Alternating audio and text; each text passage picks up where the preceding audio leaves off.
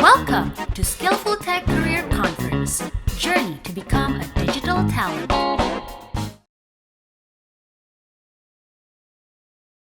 Terima kasih buat teman-teman yang udah bergabung juga bersama dengan kita semua untuk hadir di Skillful Tech Career Conference. Di sini kenalin sekali lagi saya William Hendra Jaya dari Skillful sebagai Chief of Business, temani oleh Bro Lintang Sutawika nih, atau mungkin saya address-nya with Kak Lintang deh. Kak Lintang.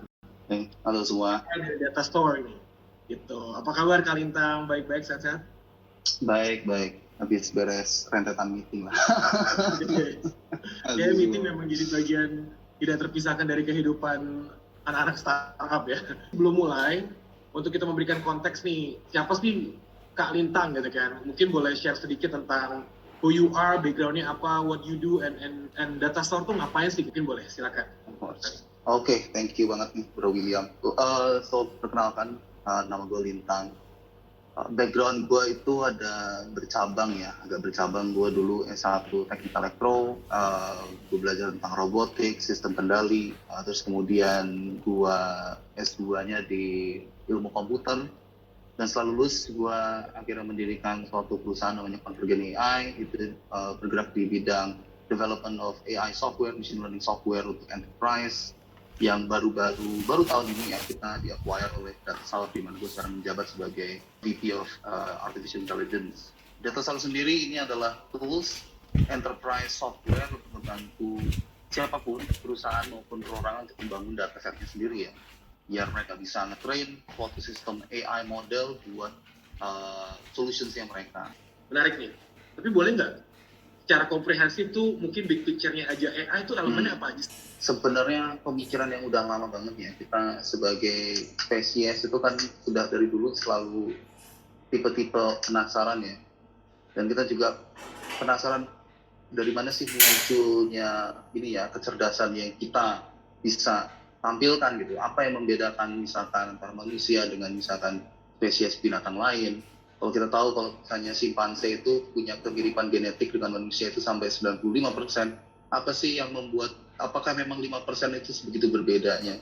Nah ini agak keluar, tapi nyambungnya adalah ke artificial intelligence itu adalah suatu ilmu yang berusaha untuk mensimulasi atau mereplicate suatu bentuk kecerdasan atau suatu bentuk fungsi decision making yang mungkin menyerupai kita, mungkin juga tidak, tapi prosesnya itu sendiri itu mempertanyakan bagaimana atau dari mana kecerdasan itu bisa muncul. Nah, mungkin kalau di industri kita lebih fokusnya adalah bagaimana kita bisa menggunakan ya metodologi ini, konsep-konsep ini untuk menjawab kebutuhan bisnis. Salah satunya adalah membuat dataset maupun membuat solusinya langsung ya, seperti kita pengen klasifikasi tweet ya, misalkan tweet ini lagi ngebahas siapa, kita bisa bikin suatu sistem model AI yang bisa nge-ekstrak, oh ini sedang ngomongin orang ini, sentimennya mungkin positif, kalau sentimen negatif. Dari situ nanti kita bisa tahu, oh ternyata orang ini di mata publik punya dilihat sebagai orang yang seperti apa. Nah itu contohnya kayak gitu ya. Ya. Mungkin intinya membantu proses decision making yang inputnya tuh adalah sebuah dataset yang kompleks gitu ya. Yang tadinya kalau kita diproses pakai kita mungkin akan ribet dan lama, tapi ada sebuah sistem untuk akhirnya membantu decision making itu menjadi sebuah output yang clear gitu, dan ada action di balik output tersebut gitu kali ya Mas Lintang ya. Ya, betul sekali. Pengen mundur dulu juga nih. Gimana sih bisa kecemplung di dunia ini gitu? Ya ini lucu juga sih, mungkin ada faktor kualatnya juga ya. Gue tuh dulu 2013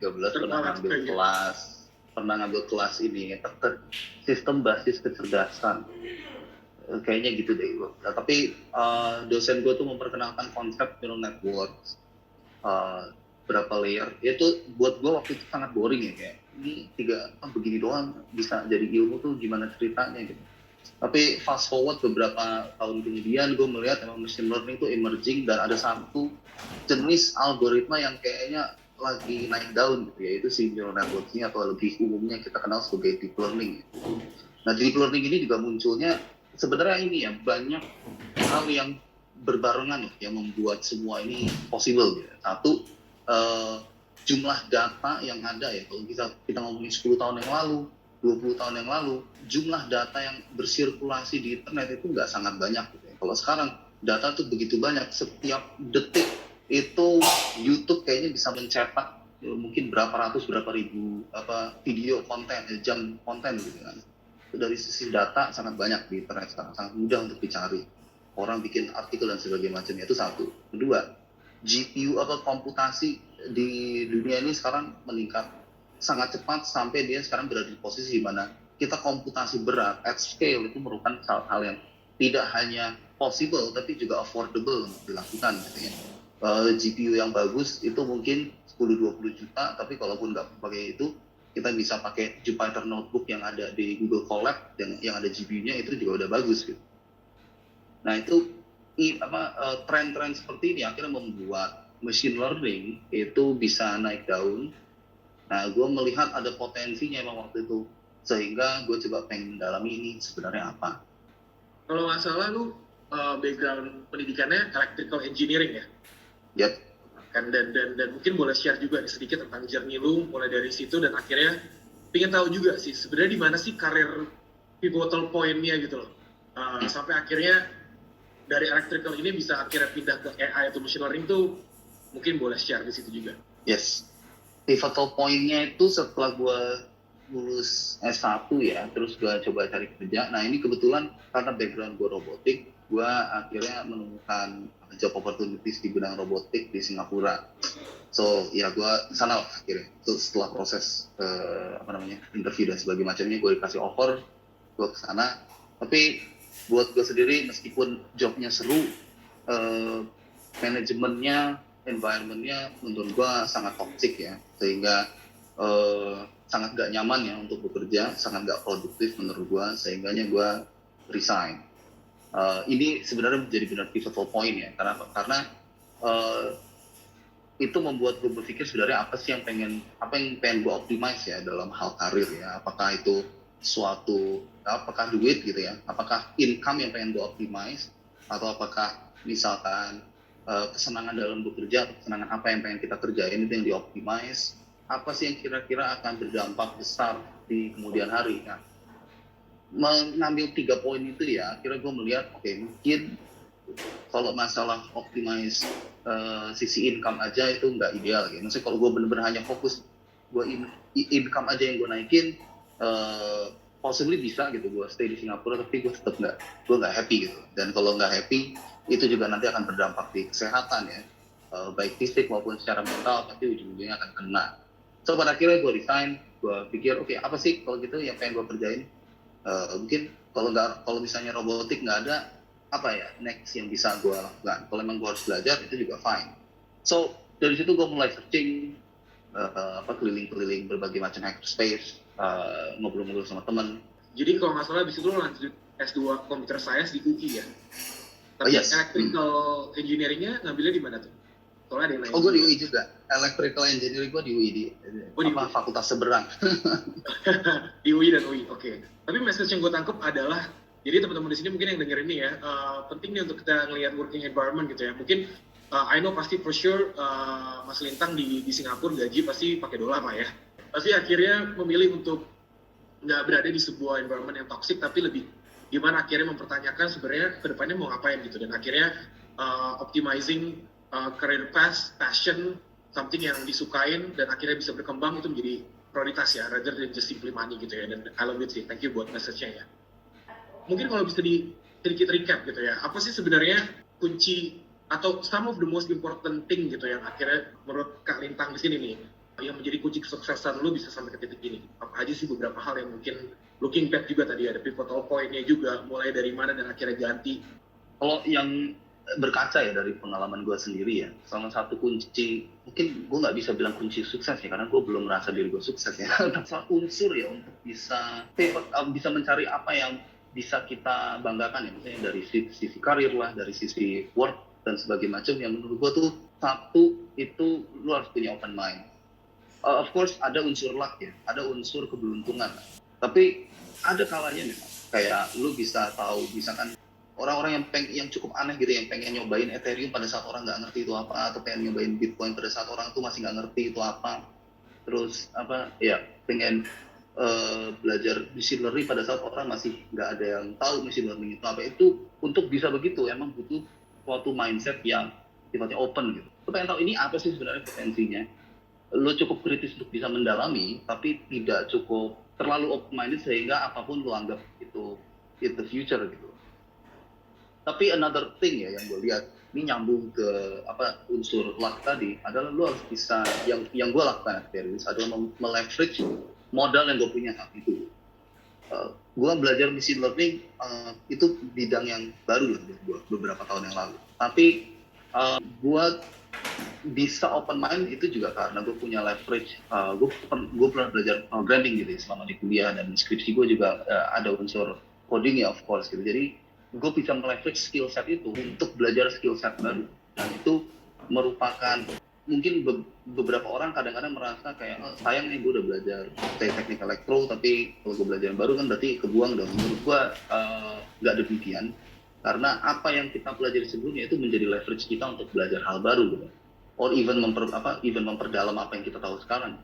So kalau dalam hal yang mempelajari hal baru gitu ya, leverage skill ini sangat penting karena menjadi modal kita buat belajar. Dan kalaupun kita nggak punya, ya berarti setidaknya meleverage posisi kita itu apa sih yang kita punya sekarang yang bisa membantu kita buat mencapai tujuan atau di mana kita pengen berakhir gitu. Menarik sekali sih. Kalau ngomongin tentang leverage ya, berarti ada sesuatu bawaan yang mungkin bisa jadi positive point gitu ya untuk kita akhirnya masuk ke dalam sektor yang kita starting point. Ya.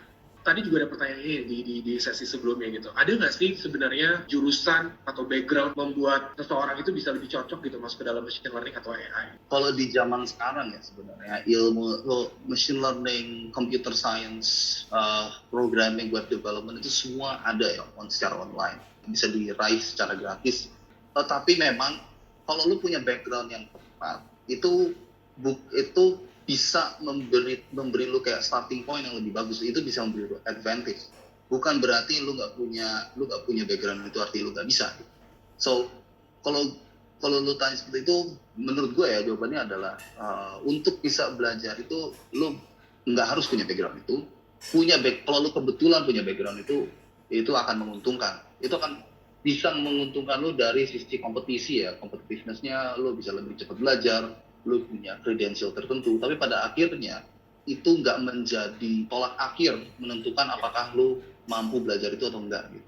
Iya, sebenarnya jurusan apa aja bisa masuk sini gitu ya. Tapi mungkin ada beberapa hal-hal yang mungkin pembeda nggak sih gitu. Kalau lu ngelihat ya diri lu sendiri, trait apa sih mungkin yang membuat lu tuh akhirnya bisa thriving gitu, pindah ke sektor ini atau menjadi AI atau machine learning. Certain traits menurut gue kembali lagi ke itu ya, mental harus open mind. Lu harus mau untuk untuk mengeluarkan effort ya untuk belajar. Tapi dari sisi background itu nggak menjadi hal yang akan menentukan lu sukses atau enggak. Karena yang di machine learning sekarang pun ya banyak orang yang berasal dari berbagai macam jurusan yang aneh, yang mungkin nggak nyambung.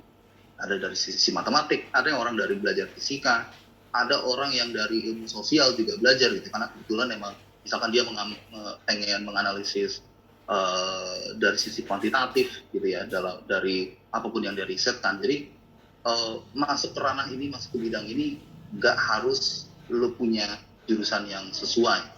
Yang penting lo harus punya kemauannya untuk belajar. In terms of technical stack nih ya, apa sih yang digunakan sekarang kalau misalnya yang paling umum untuk di AI?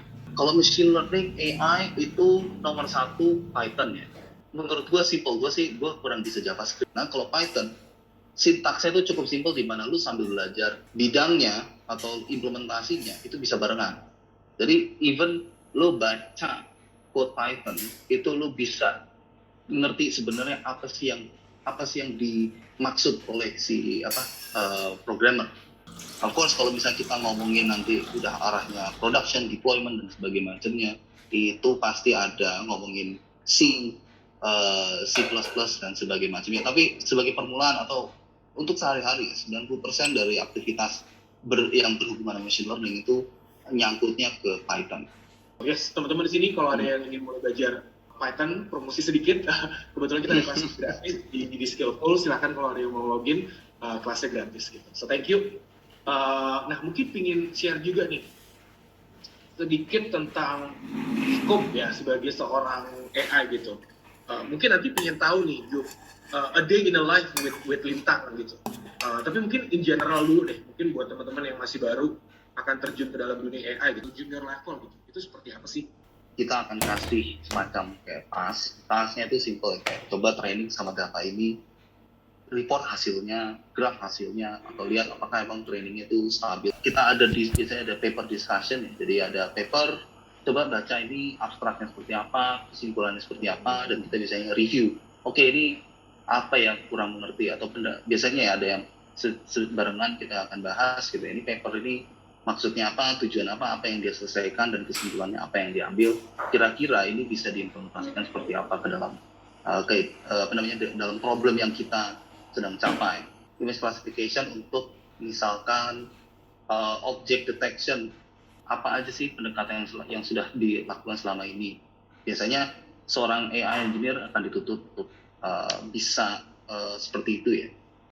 Jadi satu udah pasti akan do a lot of kayak technical coding ya, tapi satu sisi juga akan banyak exploration juga gitu untuk melihat pendekatan baru gitu ya, dan mungkin untuk mencapai goal dari klien ataupun dari permasalahan yang ada internal, gimana caranya come up with a better system juga gitu ya. Kalau buat lu sendiri nih, tambahan dari junior level typical AI gitu, kalau lu aja gimana? A day in a life with Lintang tuh akan seperti apa sih banyaknya gitu, ngapain gitu?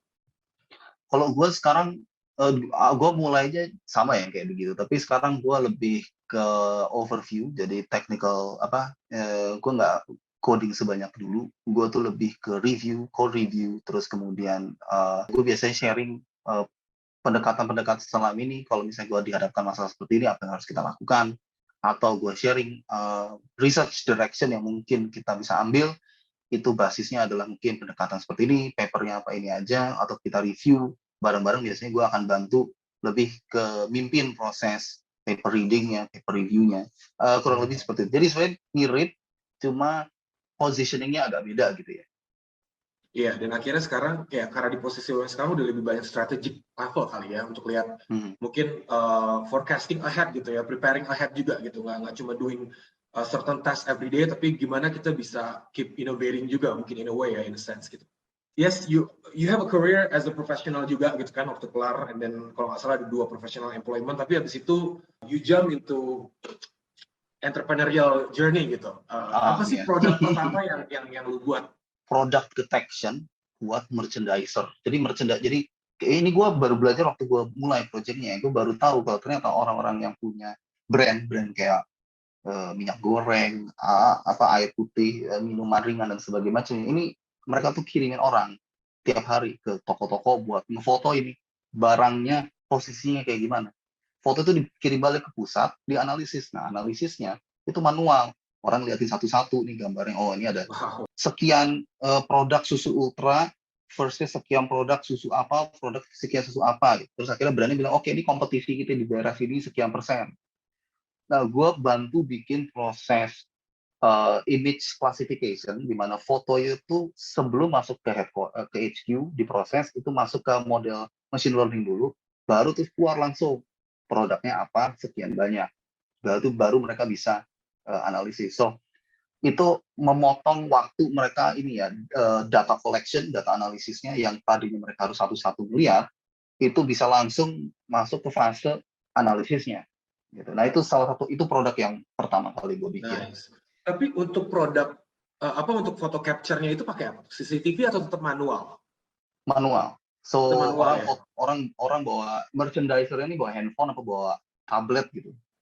I cannot imagine gitu, kalau misalnya dulu ya, convenience store kan sekarang mewabah sekali di Indonesia gitu, Alfamart, Indomaret itu di mana-mana. Ada, bahkan di Jakarta sendiri ada belasan ribu lah, gue lupa. Terus bayangin, belasan ribu gambar, itu lo harus analisis, dan itu lo harus analisisnya per bulan, even better per minggu ya.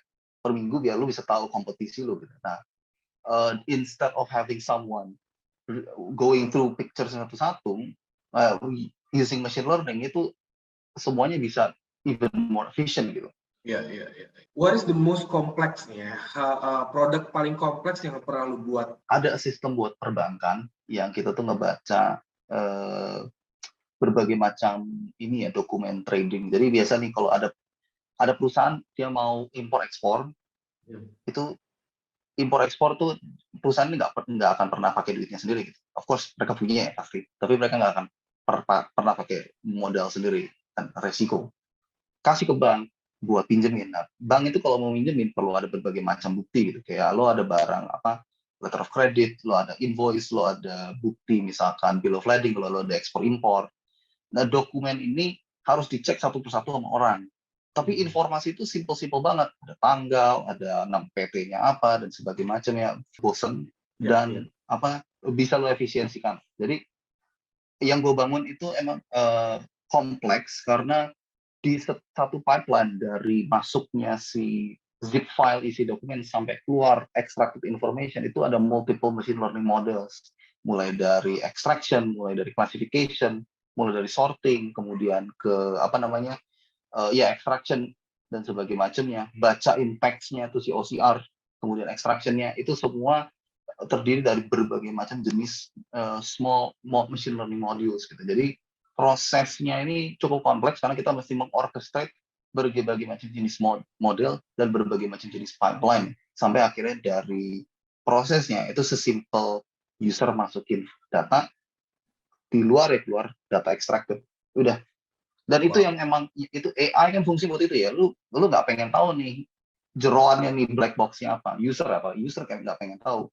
Kita ngelihat buka Netflix, buka Disney Plus langsung dapat rekomendasi itu kan, di belakangnya itu all fancy math and all that stuff gitu ya. Tapi kan dari sisi kitanya kita kan nggak pernah ngelihat ya, yang pas buka langsung tahu aja gitu.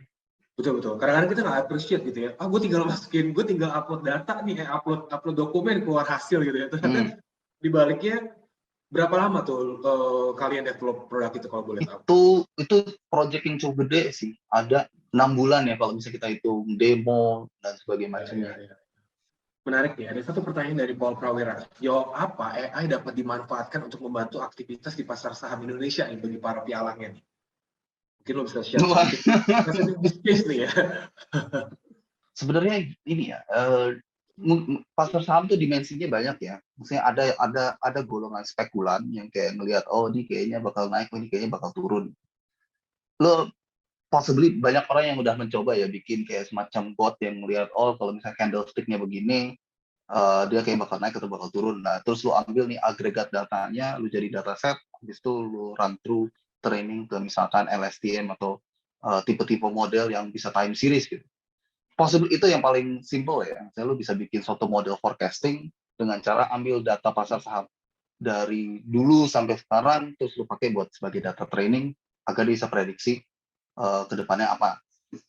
Ada juga yang tidak straightforward itu, yaitu untuk analisis. Misalkan kayak lu pasang bot yang dia tuh bisa tiap kali ada artikel tentang suatu perusahaan yang lu minati, kalau itu muncul, dia melakukan analisis gitu ya. Analisis dari sisi artikelnya, either ini bagus atau enggak buat bisnis, nah itu bisa jadi rujukan buat lu untuk bisa beli sahamnya. Or even better yet, analisis dari sisi laporannya itu juga bisa dilakukan. Dari sisi, maksudnya, biasanya kan kayak ada laporan tahunan gitu ya, kalau nggak salah perusahaan terbuka itu ada laporan tahunan, lo bisa bikin suatu machine learning model buat bantu ekstrak ya, misalnya informasi-informasi penting yang lu sendiri pengen tahu ya. Misalkan kayak dari sisi akuntansi kan biasanya mereka nulisnya berbagai macam kode, nah itu bisa lo bikin buat klasifikasi ini tipe begini, kalau misalnya kalau misalnya nilainya sekian di atas rata-rata atau enggak, itu bagus atau enggak ya, lu bisa bikin model buat quantify itu. So, banyak pendekatan ya, maksudnya ini emang dari sisi batasannya cuma imajinasinya aja, lalu bisa mau langsung forecasting pasar sahamnya sendiri, atau lo pengen punya tools buat ngebantu analisis itu ya bisa menurut gua. Mungkin itu salah satunya, mungkin menjawab pertanyaan dari Paul Prawira. Ada lagi pertanyaan dari Ade Maya. Mau tanya dong ke Kalintang, roadmap menjadi AI expert tuh apa aja ya? Awalnya itu mungkin level yang paling juniornya tuh apa sih mungkin sebutannya dan lain sebagainya sampai akhirnya ke titik yang sekarang VP of AI gitu ya. Untuk bisa mulainya gitu ya berarti ya. Untuk bisa mulai karir di machine learning. Misalkan kita nggak pernah punya pengalaman ya, course yang pertama belajar. Tapi mungkin gini ya, gimana cara mulai karir itu menurut gue yang paling penting adalah lo harus bisa mulai starting jobnya, lu harus bisa mulai dapat job yang emang di bidang itu. Karena kalau if you don't have a job, you don't have a career dong ya. So mungkin gini, how do you land a machine learning job gitu ya di berbagai macam startup, dan startupnya macam-macam ya, banyak yang lagi buka kan machine learning. Gua waktu itu pernah nge-hire orang jurusan oceanografi. Dia nggak, ini bukan orang computer science ya, tapi menurut gua orangnya bisa, dan dia cukup sukses gitu. Pribadi ya, apa yang gue lihat dari orang ini adalah sebenarnya dia sudah punya beberapa, dia menunjukkan kalau dia capable karena dia ada beberapa project yang ada hubungannya sama machine learning. So even though dia backgroundnya oceanografi, sebelum dia apply ke Convergent, perusahaan gue ini yang dulu, itu dia sudah punya beberapa experience di machine learning. Nggak harus dia punya pekerjaan di machine learning, tapi dia punya cukup experience untuk nge-showcase bahwa oke, ini gue bisa, gue punya pemahaman dan untuk bisa mulai. Of course dia mulainya sebagai, gue anggapnya sebagai fresh hire gitu kan. Tapi at the very least, orang ini meskipun dia punya jurusan lain gitu, orang ini tetap bisa bisa meyakinkan gue bahwa ini orang mampu. Gue juga punya orang hirean lulusan teknik mesin, nggak nyambung juga kan, dan lebih nggak nyambung lagi, dia punya karir tuh 5 tahun di ROV, yang itulah yang robo submarine yang bawah laut gitu-gitu. Wow. Tapi dia showcase berbagai macam kayak Coursera dan sebagainya macamnya, dan project-project, dan pada saat interview gue menanyakan beberapa pertanyaan seputar machine learning, itu dia bisa jawab dengan menurut gue cukup bagus gitu. So pada akhirnya kalau menurut gue nih, kalau lu pengen dapet mulai karir di machine learning, untuk bisa mendapatkan first job-nya itu, lu harus bisa ngeyakinin biasanya dengan cara lu punya project, lu punya showcase gitu. Kalau misalnya kebetulan lu lagi kuliahnya di IT, ya berarti skripsi lu bisa di bidang machine learning. Kalau misalkan belum, misalkan masih mahasiswa, lu juga bisa apply buat magang gitu ya. Di magang dan lu cari yang topiknya emang nyambung ke machine learning. Kalau lu udah dapat nih kerjaan di machine learning, say setelah 1-2 tahun, lu pengen pindah misalkan, itu akan lebih mudah sebenarnya untuk kerjaan yang nyambung ya, sama-sama jadi machine learning engineer gitu. Iya. Dan ini balik lagi ke poin tentang building leverage juga ya. Sekecil apapun, ya satu mungkin background, tapi kalau misalnya background lu tidak di bidang IT, oceanografi, teknik mesin pun, yang penting gimana akhirnya mungkin ketika lu masih di bidang sebelumnya itu lu mencoba untuk keep building your leverage gitu ya. Dan akhirnya build portfolio, showcase juga, dan akhirnya nanti bisa itu benar. Build portfolio ya. Tadi gue ngomongin project, sebenarnya itu maksud gue lupa. Ya, build portfolio itu yang penting. Siap. Itu jadi salah satu level penting teman-teman, ingat tuh ya, portfolio. Yes, oke. Nah, bangun portfolio di Skillful ini bisa ini. Gue bantu promosi. Siapa tahu nanti kalau tertarik kita buat kelas AI. Machine learning. Mantap sekali. Oke. Siap. Menarik. Ada nggak habits custom culture yang lo bisa share yang lo lakukan? Gitu? Sebenarnya menurut gue habit yang paling bagus adalah lu tetap konsisten gitu. Maksudnya konsisten tuh as in like, kalau lu emang pengen ngejar suatu hasil yang bagus itu tidak tercapai dalam sehari gitu ya. Kayaknya ada pepatahnya yang Roma tidak dibangun dalam sehari. Jadi habit yang bagus itu justru adalah lu tetap kuncinya adalah lu melakukan suatu task atau menyelesaikan suatu task tuh lu nggak harus selesai dalam sehari, tapi lu harus secara konsisten terus menerus, sedikit demi sedikit tuh lo coba selesaikan ya. Even belajar nih misalnya, lo nggak harus belajar, nggak ada untuk sukses tuh lo nggak harus belajar saya misalkan 1 buku machine learning beres dalam seminggu gitu, nggak. Tapi lo yang penting harus secara rutin, sedikit demi sedikit lo beresin dan lo paham gitu prosesnya.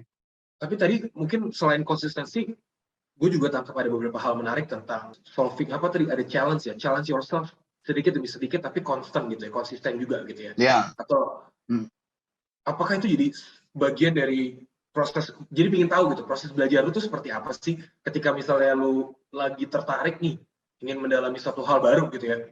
Apakah lu memulai dengan, lu challenge yourself dulu dengan sebuah projectnya, mau buat apanya dulu, atau belajarnya dulu sih, atau gimana sih sebenarnya metodologi proses belajar lu gitu? Menurut gue ya, belajar yang paling efektif, at least buat gue adalah lo harus punya project. Karena project itu yang nanti akan memotivate lu buat nyelesain. Kalau misalnya belajar tapi lu nggak ada tujuan akhir, itu buat gue pribadi sih susah untuk bisa tetap konsisten tadi. Jadi kayak oke, gue pengen gue pengen belajar machine learning. Itu menurut gue motivasi yang kurang kuat buat gue at least untuk bisa menyelesaikan satu buku. Tapi dan itu juga sebenarnya kurang efektif karena apa yang lu pelajari lu belum ketemu misalkan avenue buat lu lu aplikasikan. Tapi kalau lu mulai dari project, misalkan sesimpel oke, gue pengen bikin sistem buat ngeklasifikasi sentimen dari Twitter gitu. Nah, akhirnya dari situ banyak nih step by step-nya apa sih? Gimana cara ngumpulin datanya? Oh, berarti mesti belajar cara download Twitter tweets-nya gitu. Oke, berarti apa yang lu pelajari ujung-ujung kayak gimana cara scraping-nya? Udah dapet nih datanya.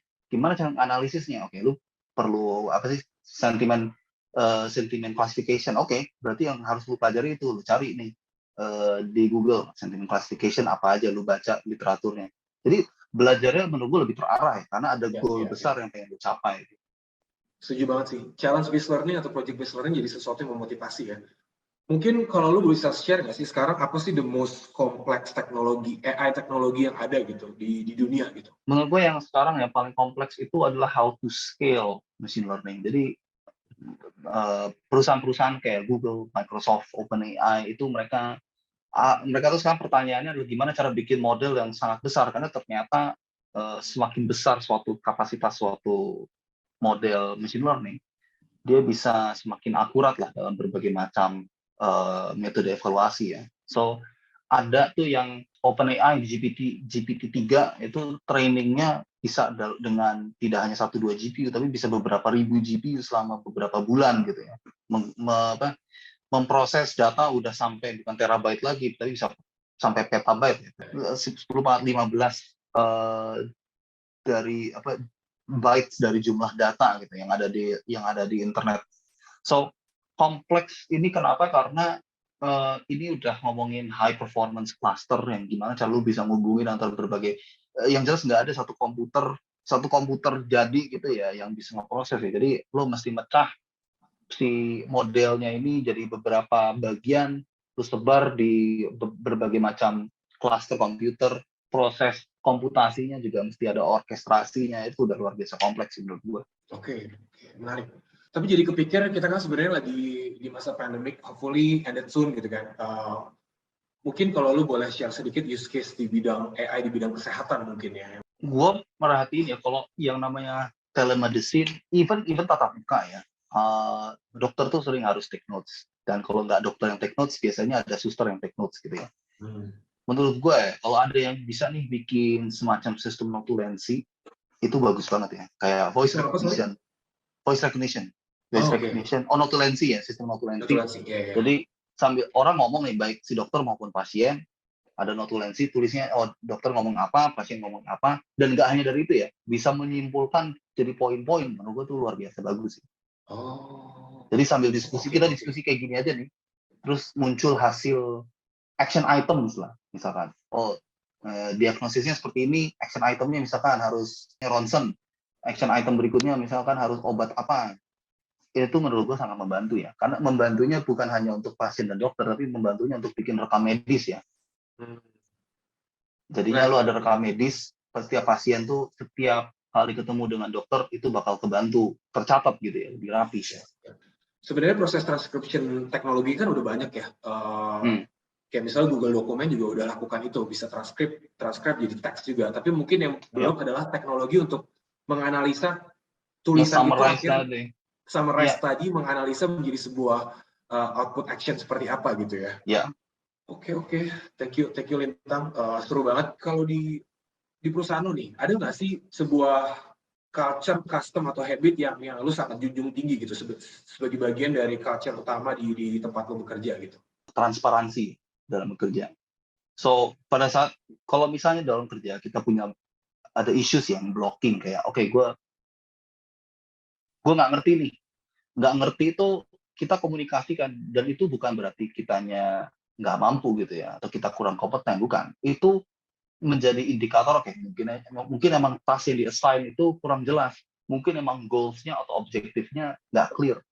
Jadi transparansi itu membuat proses baik task assignment, baik task building, baik operasional secara keseluruhan itu lebih efisien kalau menurut culture dari perusahaan di Datasaur ya. Transparansi itu ya. Dan ya making sure semuanya clear dulu, ada data yang bisa nge-backing juga, nggak cuma dari asumsi, tapi come up with justification on data yang clear juga. Oh iya, of course.